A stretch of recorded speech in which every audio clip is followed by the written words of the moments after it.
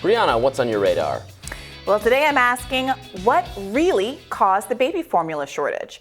We've talked a lot on this show about the politics surrounding the formula shortage, the tone deafness of corporate politicians who applaud themselves for sending billions in arms to Ukraine, while American parents struggle to literally feed their babies. But we haven't truly unpacked how this happened. How could it be in the richest country in the history of the world, we can't even keep enough baby formula on hand to feed our children? Well, the answer to that question is that we have to go back to the beginning of the story, to the roots of the recall of Similac, a leading baby formula manufactured by Abbott Nutrition. And that story all started with a whistleblower. Back in October of 2021, an employee at Abbott Nutrition production facility, known as the Sturgis plant, sent a whistleblower letter to the FDA. It alleged, among other things, that management had failed to fix failing, worn-out machines that had become breeding grounds for a Coronobacter bacteria outbreak that had led to 4 baby hospitalizations and 2 babies dead. Food and Safety News reported that, quote, for several years, some of the equipment associated with the drying process at the Sturgis site was in need of repair. As a result, a number of product flow pipes were pitting and leaving pinholes. This allowed bacteria to enter the system and, at times, led to bacteria not being adequately cleaned out. This, in turn, caused product flowing through the pipes to pick up the bacteria that was trapped in the defective pipe, and it ended up in babies' food. Why did Abbott Nutrition let its machinery get so compromised? Well, it's probably not the case that they didn't have the money to update their facilities. A couple of months after the whistleblower report, Abbott Laboratories authorized $5 billion in stock buybacks, a practice by which companies' profit is used not to improve the business or to pay workers, but to enrich shareholders. Now, I bring this up because I know some listeners might take the position that markets are generally efficient, that businesses make good decisions about what to do with their profits out of a sense of self-preservation. They must invest in their internal infrastructure, right? They'll pay their workers well to attract and retain good talent. They'll only distribute profit once the bases have been covered. After all, why would a company behave in a way that ultimately hurt it in the long run? It's just not good business sense. Well, in fact, there are a disturbing number of short-term incentives built into corporate governance structure and into our legal system. In a 2014 Harvard Business Review article, Ben Lazanik unpacked why Americans weren't sharing in the post-Great Recession economic recovery. Even though corporate profits were high and people were doing very well, some people were doing very well in the wake of 2008. He largely put the blame on stock buybacks. Because stock-based instruments make up the majority of CEO pay, in the short term, stock buybacks drive up stock prices, and so CEOs have every incentive to increase demand for their company's shares. He wrote, quote, while the top 0.1% of income recipients, which include most of the highest-ranking corporate executives, reap almost all of the income gains, good jobs keep disappearing, and new employment opportunities tend to be insecure and underpaid. 54% of their earnings, a total of $2.4 trillion, was used to buy back their own stock. Dividends absorbed an additional 37% of their earnings. That left very little for investments in productive capabilities or higher income for employees. And now we see at what cost. Because of Abbott's mismanagement, formula is out of stock across the country. Parents are being forced to revert to homemade formulas that experts warn could lack vital nutrients or have other safety problems. The special diets required by some infants mean that substituting homemade formulas isn't even an option. For Darcy Browning, interviewed in a recent New York Times article, feeding her children dairy-based milk means they literally vomit blood. But the horror story doesn't end there. It wasn't just corporate malfeasance that led to this. It was also anti-competitive business practices among formula manufacturers. Just 4 companies sell almost all the baby formula in America. So if one goes down, it's a huge blow to supply. Moreover, the lack of competition has enabled companies to engage in price fixing, driving up the cost of formula, something I'll remind everyone babies literally need to survive. As David Dayan points out in a recent article at the American Prospect, baby formula consists mostly of dehydrated cow's milk, vitamins, and a ton of sugar. Yet it somehow cost at least $150 and as much as $428 a month. That's high enough to sustain a mass crime ring, even before the price jumped 18% over the last year. In fact, Abbott, along with other manufacturers, got dinged for antitrust violations in China, a country that hasn't traditionally issued large fines for antitrust. This was after an investigation into price fixing they did by foreign baby food manufacturers. Somehow, Abbott's corporate mismanagement doesn't end there. The Sturgis lab where the outbreak originated appears to have intentionally falsified records and failed to disclose information relating to tests that revealed the presence of microorganisms in infant formula. They intentionally misled FDA auditors and celebrated not getting caught. They even declined to move from paper to electronic record keeping so they could limit oversight.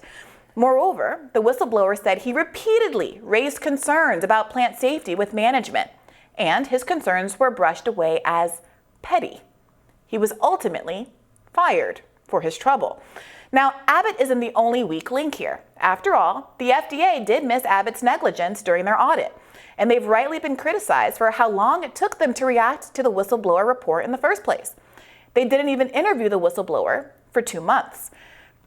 The FDA deserves scrutiny too, and upon closer inspection, it turned out the FDA is, in fact, in trouble as an organization. According to a 2020 New York Times report, the agency has too few resources and too little power to fulfill its key responsibilities. It also has become profoundly vulnerable to political interference and other special interests.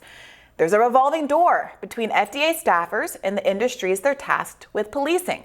Just like arms manufacturers are now populating Biden's cabinet and driving us into a Cold War with Russia. That has to stop. The FDA also is facing a funding crisis. The agency ensures the safety of a full 20% of all consumer spending.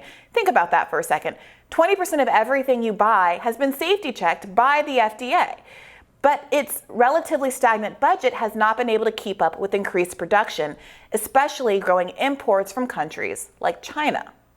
According to a 2014 report from the National Library of Medicine, quote, the United States is increasingly reliant on imported materials and drugs, yet only 1% of all imports are inspected. It's not clear what the ratio is of FDA negligence to Abbott lab deceit and what happened here, or whether it's the FDA failing to pick up on shady business practices. But I personally would like an FDA that was well-trained and resourced enough to catch what were apparently pretty flagrant violations. But the more important takeaway is this. What we're talking about here is broad system failure, market failures, supply chain failures, and regulatory failures. The problem doesn't go away just by shutting down the FDA. That just lets the unethical business practices that got us here in the first place go unchecked. What we need is not more unfettered profit motive. What we need is more accountability, not less. And while I'm open to a mechanism in addition to or outside of the FDA in providing that accountability, I know that laissez-faire capitalism got us here in the first place. And that here, where we are now, is already a world in which parents can't feed their children, and we've already lost 2 innocent babies.